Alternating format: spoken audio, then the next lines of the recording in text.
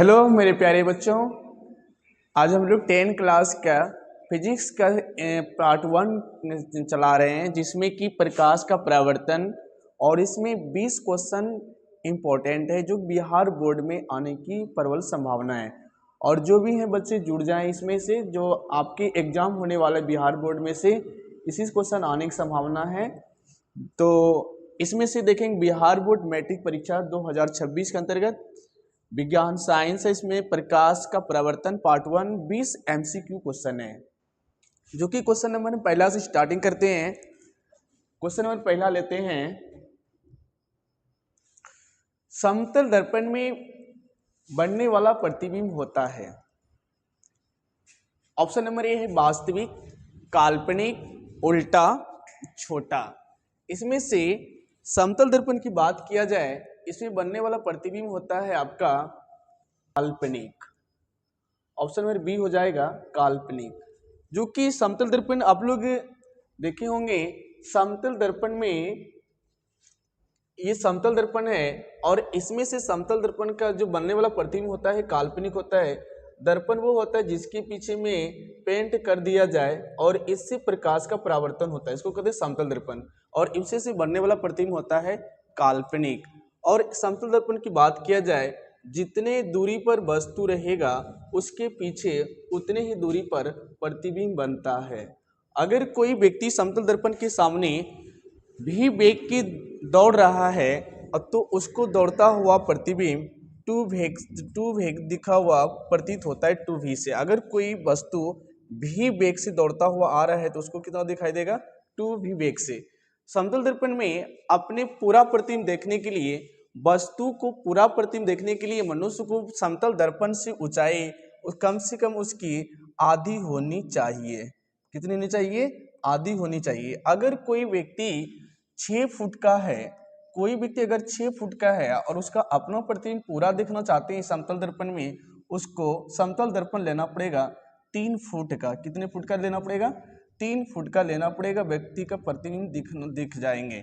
इसमें से बहुत सारे होते हैं। अगर किसी पर समतल दर्पण में अगर दर्पण को थीटा कोण से घुमा दिया जाए, अगर उसको थीटा कोण से घुमा दिया जाए, उसको 2 थीटा कोण से घूमता हुआ प्रतीत दिखाई देता है, जो कि इसमें से बनने वाला होता है। जैसे कोई दर्पण के सामने कोण बनाता है, जैसे n की पूछे गई प्रतिबिंब की संख्या कैसे बनेंगे, तो 360 हो जाता है थीटा, 360 थीटा हो जाता है।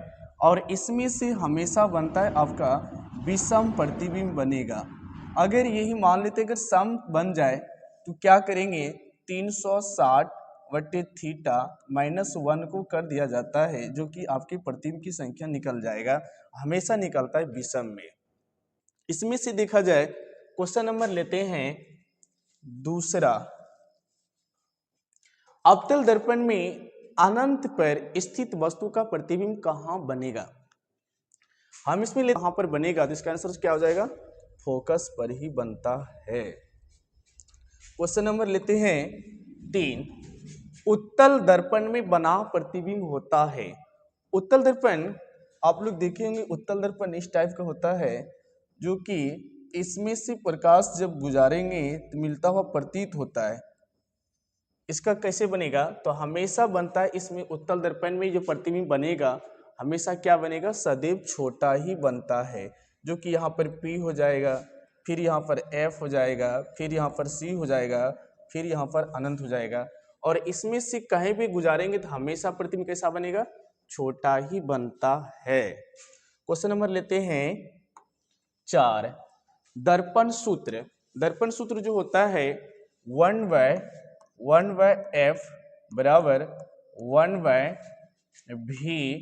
प्लस 1/u हो जाता है, जो कि f होता है फोकस दूरी, f होता है फोकस दूरी, v होता है प्रतिबिंब की दूरी, v होता है प्रतिबिंब की दूरी,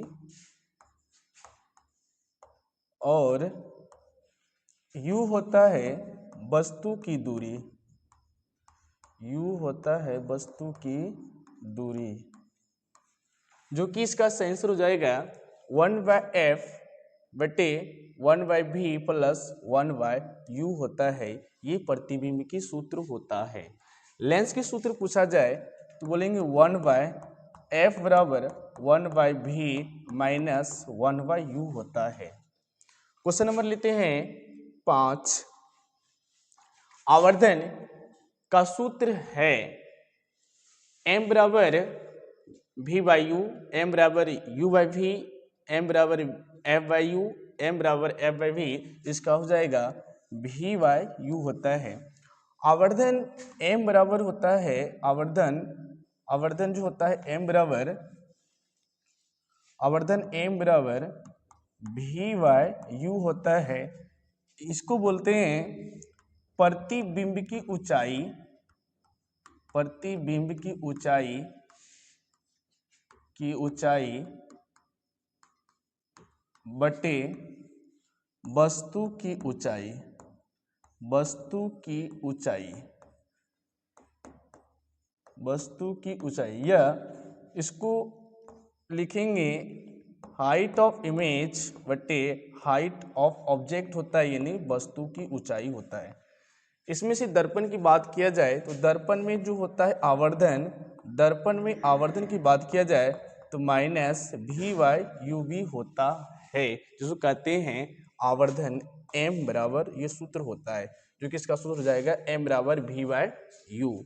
क्वेश्चन नंबर लेते हैं 6। अवतल दर्पण का फोकस होता है धनात्मक, ऋणात्मक, शून्य, अनंत। अवतल दर्पण की बात किया जाए तो फोकस होता है ऋणात्मक। क्या हो जाएगा? ऋणात्मक, जो कि हमेशा अवतल दर्पण की बात किया जाए तो इसका फोकस हमेशा क्या होता है? ऋणात्मक होता है। यहाँ पर हो जाएगा P, यहाँ पर हो जाएगा F और यहाँ पर हो जाएगा C, जो कि इसका हमेशा होता है आपका ऋणात्मक यानी फोकस दूरी होता है, जिसका आंसर हो जाएगा option number B. Question number लेते हैं 7। उत्तल दर्पण का उपयोग किया जाता है शेविंग में। शेविंग की बात किया जाए इसमें हो जाएगा अवतल दर्पण। कौन सा दर्पण हो जाएगा? अवतल दर्पण हो जाएगा। इसकी बात किया जाए अवतल दर्पण हो जाएगा। सर्च लाइट में भी अवतल दर्पण। माइक्रोस्कोप में बात किया जाए इसमें लेंस लगता है, लेकिन उत्तल दर्पण का उपयोग करते हम लोग गाड़ी के साइड मिरर के रूप में, वाहनों के रिव्यू मिरर के रूप में उपयोग करते हम लोग, जिसका आंसर हो जाएगा option number C. Question number लेते हैं 8। समतल दर्पण में प्रतिबिंब की दूरी होती है। पहले हम लोग क्वेश्चन नंबर 1 में पढ़ चुके थे, वस्तु से कम, वस्तु से अधिक, वस्तु के बराबर या शून्य। समतल दर्पण की बात किया जाए प्रतिबिंब की दूरी होता है वस्तु के बराबर। जितने पर वस्तु रखा जाएगा उतने प्रतिबिंब बनता है, क्योंकि ये समतल दर्पण का काम होता है कि जहां पर वस्तु जितने दूरी पर रखेंगे उतने पर प्रतिबिंब बनेगा। ये समतल दर्पण का खासियत है कि जहां इस जो बनेगा वस्तु के बराबर प्रतिबिंब बनता है। क्वेश्चन नंबर लेते हैं 9। परावर्तन के नियमों की संख्या है। परावर्तन के नियम संख्या बात किया जाए तो इसका यहाँ पर हम एक यहाँ से गुजारते हैं। परावर्तन के नियम को समझा जाए, आपतित किरण और परावर्तित किरण जहाँ से प्रकाश आए और इस पर टकरा कर के वापस चला जाए, इसको कहते हैं परावर्तन। और ये एक होता है अभिलंब, जहाँ तीनों एक ही तल में होता है। इसको सूचित करते हैं I से और इसको सूचित करते हैं R से, और I बराबर होता है R। कौन I बराबर कौन R होता है? जो कि इसे कहते हैं परावर्तित किरण, इसको कहते हैं आपतित किरण, आपतित किरण, और इसको कहते हैं परावर्तित किरण, इसको कहेंगे परावर्तित किरण। और यहाँ पर इसको कहेंगे अभिलंब, अभिलंब। और इस पर डाला गया तीनों एक ही तल में होता है। और परावर्तन के कितने नियम हैं? 2 नियम होता है। क्वेश्चन नंबर लेते हैं 11। आपतित किरण, परावर्तित किरण और अभिलंब होता है। तीनों कहाँ होता है? आपतित किरण और परावर्तित किरण, आपतित किरण, परावर्तित किरण और अभिलंब होते हैं एक ही तल में होता है। कितने तल में होते हैं? एक ही तल में होते हैं, जो इसके पहले हम बता चुके हैं, जो कि तीनों कहाँ होते हैं? एक ही तल में होते हैं। क्वेश्चन नंबर लेते हैं 12। उत्तल दर्पण का फोकस होता है वास्तविक, काल्पनिक, अनंत, शून्य। उत्तल दर्पण की फोकस की बात किया जाए, उत्तल दर्पण में फोकस की बात किया जाए तो कैसा होता है? वास्तविक, काल्पनिक, अनंत, शून्य। उत्तल दर्पण में फोकस होता है आपका काल्पनिक होता है। क्वेश्चन नंबर लेते हैं 13। सेविंग दर्पण होता है, सेविंग मतलब होता है दाढ़ी बनाना। तो समतल दर्पण में होता है क्या? उत्तल दर्पण, अवतल दर्पण, बेलनाकार, नहीं, इसमें हो जाएगा अवतल दर्पण। अवतल दर्पण से शेविंग को बनाया जाता है, यानी दाढ़ी बनाया जाता है अवतल दर्पण के द्वारा, क्योंकि इसमें बड़ा प्रतिबिंब बनता है, इसलिए अवतल दर्पण का उपयोग करते हैं दाढ़ी बनाने में। क्वेश्चन नंबर लेते हैं 14। अवतल दर्पण का उपयोग होता है रिव्यू मिरर में, सर्च लाइट में, पढ़ने में, खिड़की में। इसका हो जाएगा सर्च लाइट में उपयोग किया जाता है अवतल दर्पण का। नाक, कान, गले का जो भी डॉक्टर हैं सारे उपयोग करते हैं अवतल दर्पण का ही उपयोग करते हैं, जो कि इसका आंसर हो जाएगा सर्च लाइट में।